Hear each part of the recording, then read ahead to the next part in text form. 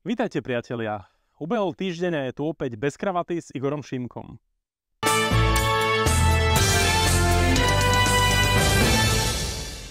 Týždeň ubehol ako voda a ja som bol opäť v parlamente už od pondelka. V pondelok som mal ihneď stretnutie s železničnou spoločnosťou Slovensko, pretože ide o naše IC vlaky, ktoré Košičanov a ľudí z východného Slovenska veľmi trápili. Ja som bol svedkom toho, že v poslednom týždni ma kontaktovalo niekoľko médií, čo ako poslanec chcem robiť s danou situáciou. Budú zrušené IC vlaky, nebudú, budú sa vedieť Košičania alebo ľudia z východu dostať pod 5 hodín do Bratislavy, pretože ten nový rýchlik bude trvať 5,5 hodiny. Viete, čo bolo riešenie? Sadnúť do vlaku, prísť do Bratislavy, stretnúť sa s vedením a vysvetliť im. Toto sú názory ľudí, berte to do úvahy, je to veľmi dôležité. Ak sa Košičanovi a Východniarovi opäť vzdiali Bratislava o desiatky minút, je to veľmi zlý signál.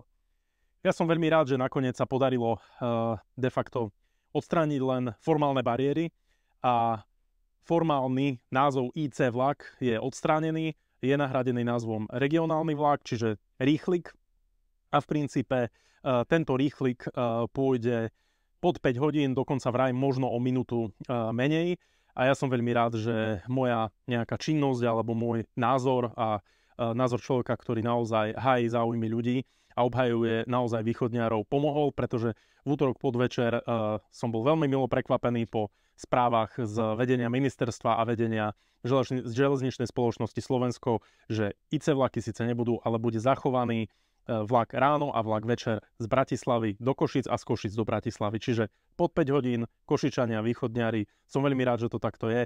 A verte mi, ani jeden z pohlavárov mesta ani kraja sa na ministerstve ani na železničnej stanici neobjavili, neocitli a tie taľafatky, čo dávali do médií, že oni pôjdu lobovať a neviem čo, to boli všetko len plané reči. Takže ja verím, že budú všetci Košičania a všetci ľudia z východu radi, že sa dostanú pod 5 hodín do Bratislavy. Jednou z dôležitých tém tento týždeň bola aj informácia alebo mediálny výstup z mestskej časti Krásna, ktorá je jednou z mestských častí v Košiciach. Tých 22 mestských častí, o ktorých každý len krúti hlavou a všetci sa čudujú v Bratislave, z východného Slovenska, zo Žiliny, z Rožňavy, z hocikadiaľ, kde prídem v parlamente, každý mi hovorí, jak môžete mať 22 mestských častí. Ja hovorím, tak vidíte, výdobytok demokracie doby.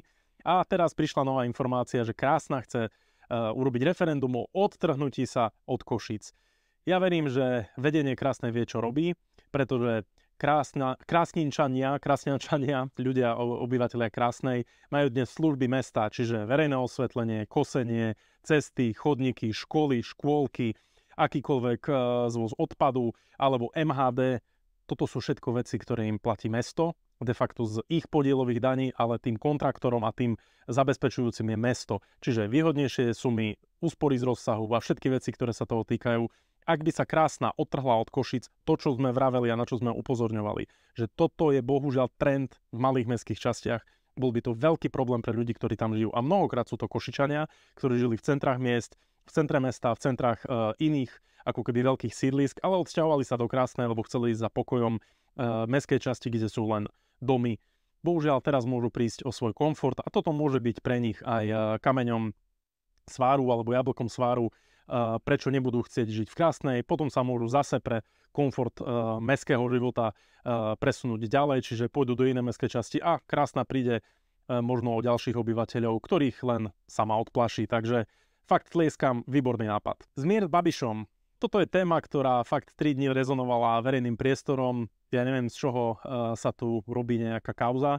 Zmier s Babišom, s jedným z najúspešnejších Slovákov na svete, dovolím si povedať na svete, ktorí sú naozaj veľmi šikovní. Pán Babiš urobil obrovský kus práce pre podnikateľskú sféru, pre poľnohospodárstvo a rôzne ďalšie opatrenia v biznise, v agrosektore alebo v hnojivách a v akýchkoľvek iných oblastiach, či v Čechách alebo na Slovensku. Tak Slovensko je žalované de facto už po niekoľkýkrát.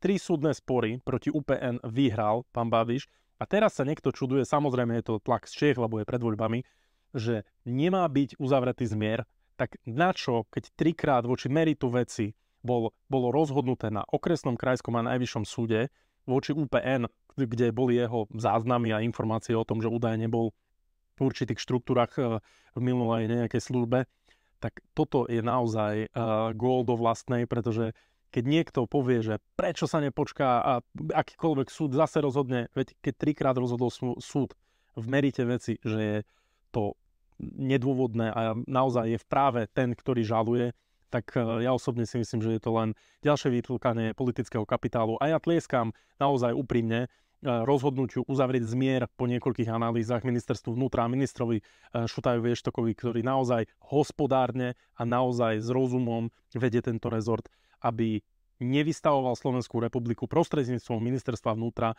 do súdnych sporov, ktoré sú naozaj už takmer vopred prehraté. Takže výborné rozhodnutie, som rád, že to je z krku a ja verím, že po rokoch si aj pán Babiš vydýchne, pretože takto krivo obviňovať človeka z akékoľvek spolupráce, čo bolo pred 30 a viac rokmi. Minimálna mzda je fenomén, ktorý naozaj kritizujú pravičiari, velebia ľavičiari a my v Hlase sme si povedali, či na programovej konferencii, alebo naozaj v našom volebnom programe ešte pred voľbami, že minimálna mzda je základným zákonom a základným výstupom z ľavicovej vlády, ktorý potrebujeme doručiť ľuďom.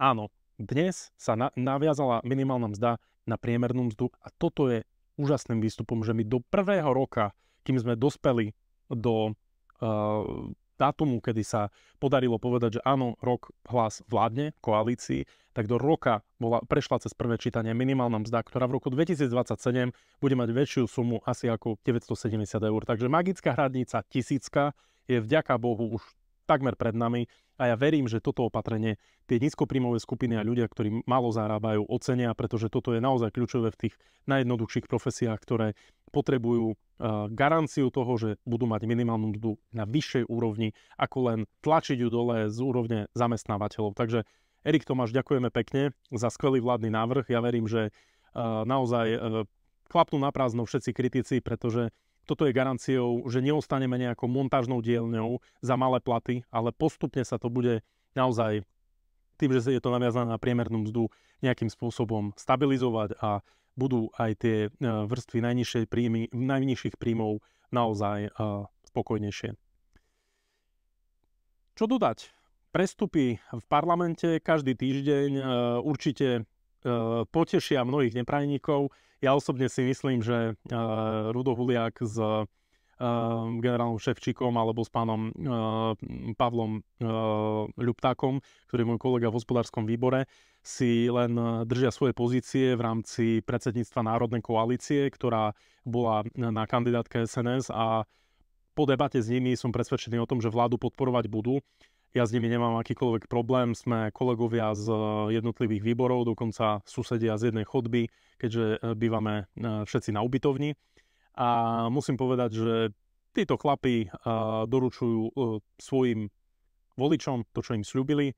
Ja verím, že budú vždy podporovať vládnu koalíciu, neohrozia ju, pretože ohrozili by v prvom rade sami seba a aj svojich voličov.